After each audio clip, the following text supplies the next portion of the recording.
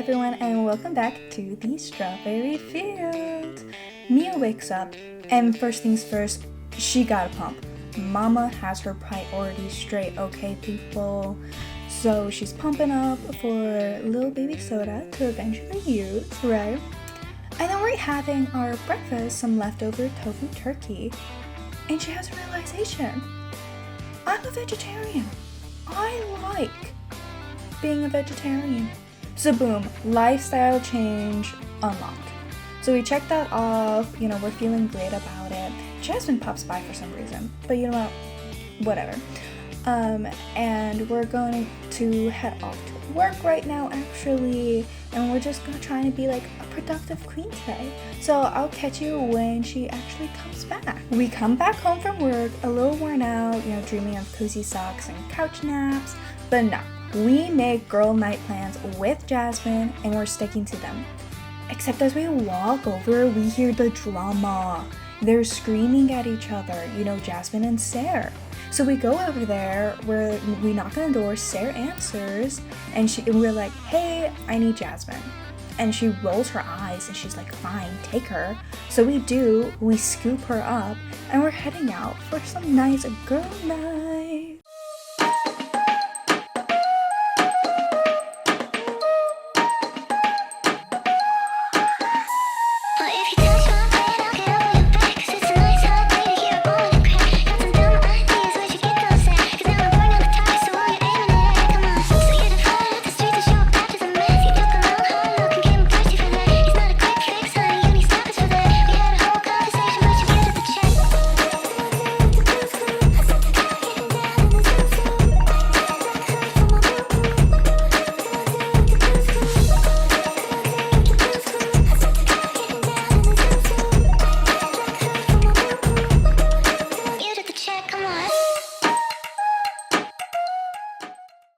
And just like that, we finished clubbing with Jasmine at 4 a.m. We get Sota back from daycare, we put him to sleep, we pump, and then we crash right into bed. It's one of those mornings where Mia's feeling flirty, craving a little candlelight, a little company, a little romance. So she picks up her phone and gives Jordan a little ring, but radio silence. Ghosted by the boyfriend. Really bold move, Jordan. Really bold move.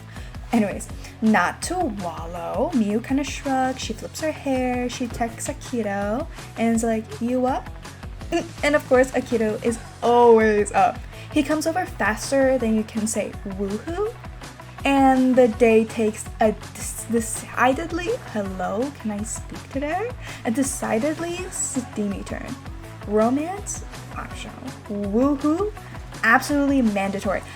But just as things are cooling off and they're out on their little cute date, they're cuddling up, whatnot. Plot twist, our sweet, squishy bestie Kim, who we totally thought was just a fun, cinnamon-shaped friend, suddenly drops a bomb. He has a crush on us? Anyway, so cue the awkward tea-sipping. Miu was like, oh, Kim, you're adorable, but let's keep it in the friend zone. And to his credit, Kim takes it like a champ, no drama. He's like, okay, yeah. So he's pretty mature, and I do like that. So we're actually planning a spooky day party right now, and right after our date with Akito, Jordan calls us. He's like, let's go on a date. And so we're out at the park with him. So we're on this date, right? And things are going really well. Dangerously well. What if I proposed right now? And for a moment, she stares off in the distance and she's glazed over, imagining rings and wedding arches. And then reality hits. Mio literally shakes her head girl, what are you thinking? You married? So instead of popping the question, she casually suggests let's go back to my place. So they do, When Jasmine, totally unbothered icon, walks in mid-steam, sees everything, gives the most nonchalant nod in human history, and walks out. No judgment, no question. Just bestie behavior, I guess. So yeah, we're not gonna propose today. I don't know if we will, But all in all, it was like 10 out of 10 dates. Well, I guess technically 20 out of 10 dates, or 20 out of 20 days, because we went to, with our 2 boyfriends. And only Akahito knows of Jordan. Jordan still doesn't know about Akahito. So just a quick reminder, as much as we enjoy Miyu's chaos, she is cheating on our baby. It's horrible. It's a crisp, spooky morning, and you know what that means. Baking frenzy time. Miyu's up bright and early, literally possessed not by a ghost, but by Pinterest. She's scrolling through recipes like her life depends on it. Spooky cupcakes, ghost-shaped cookies. They're actually voodoo-shaped cookies, but whatever. We might even do a pumpkin pie, because why not? Anyways, so it's Halloween, spooky day, and baby Sota's birthday. So you better believe we're going all out. Double the sugar and double the chaos. Everything's going smoothly, right? Until bzz, the electrical box decides to join the costume party as a jump scare. Sparks are flying, our oven's screaming, lights flickering, literally a classic horror movie, But does Miyu panic? Absolutely not. She rolls up her sleeves, putting in her final girl energy and says, "We don't need no man. We have a screwdriver and extreme resentment, She tackles that electrical box like it's just another recipe. Girls got this. She fixes it like a legend. So now that the house is alive, the cookies are in the oven, Sota is snoozing before his big birthday bash. Miyu's out here, having a spooky time with not just ghosts, but Akahito, who just, decided to join us. And he decided, I'm gonna go into the bath. And we take him right out of that bath and into our bed. But then something so funny happens. Jordan decides to come and visit us as well. So it's party time prep. Akahito and Jordan are helping set everything up. Streamers are going up. They're arguing over what's the best pumpkin placement. Meanwhile, Miyu is transforming into the hottest haunted house attraction you've ever seen. She ends up dressing up as a sexy maid, and it's super cute, and I'm so excited for you guys to see it. But I'm kind of imagining that there is a bit of rivalry between Jordan and Akahito, but it's entirely one-sided. Akahito has no problem, none at all. Jordan senses there's something between Miyu and Akahito, but he's just not sure what it is. But there's something there, and so he's trying to prove who's the better domestic king. And I think that's what all of this is about. Anyways, I'm gonna jump to Cass and actually make our, costume. And there she is, literally the cutest and sexiest maid you've ever seen.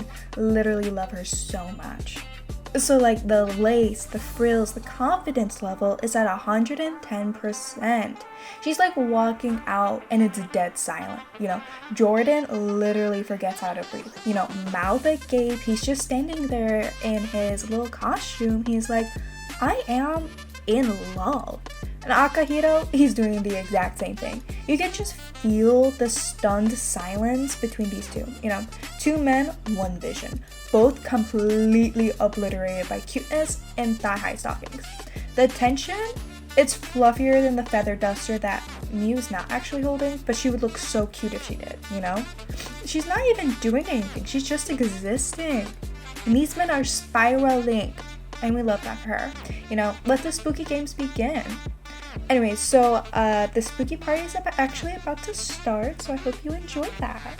The party starts with a bang, and I mean that literally because someone definitely set off a confetti popper in the hallway.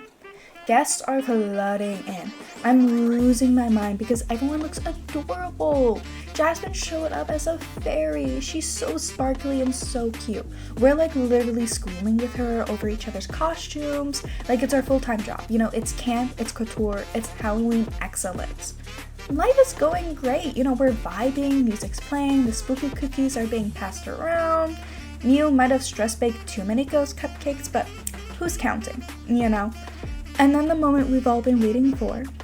It's baby Sota's big glow up. We age him up right in front of everyone. The spotlight is on him. The main character energy, 100%. And he gets the charmer trait. And naturally, obviously. The room explodes into coos and ahs, and someone is definitely crying. Like happy tears, and it's me. I'm crying. He's so adorable.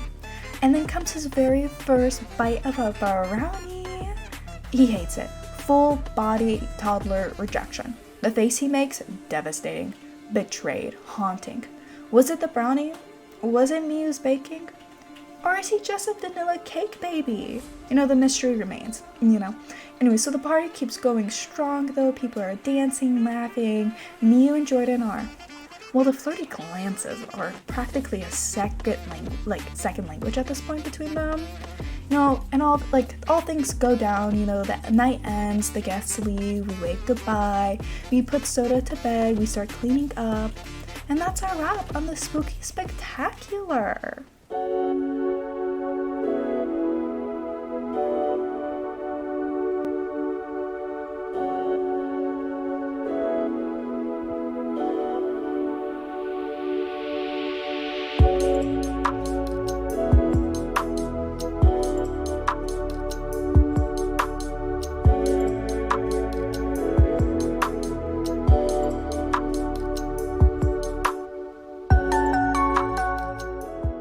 And just like that, we end the night with a twist worthy of daytime TV. Miu, our beautiful disaster queen, took a pregnancy test and expecting surprise. She's standing there in her sexy maid costume, you know, mascara slightly smudged from the toddler birthday chaos, holding that little test, you know, and y'all, the confusion on her face is Oscar worthy. Because once again, we do not know who that father is. Is it Jordan? Is it Akihito? Is it Kim? No, it's not. I promise you it's not. Anyways, so we're gonna waddle into the next episode with a new baby on board, too confused but handsome love interest, and a toddler who hates brownies. Life is really messy for Miu. Anyways, thanks for spending the day with us. Stay safe, stay cozy. Bye!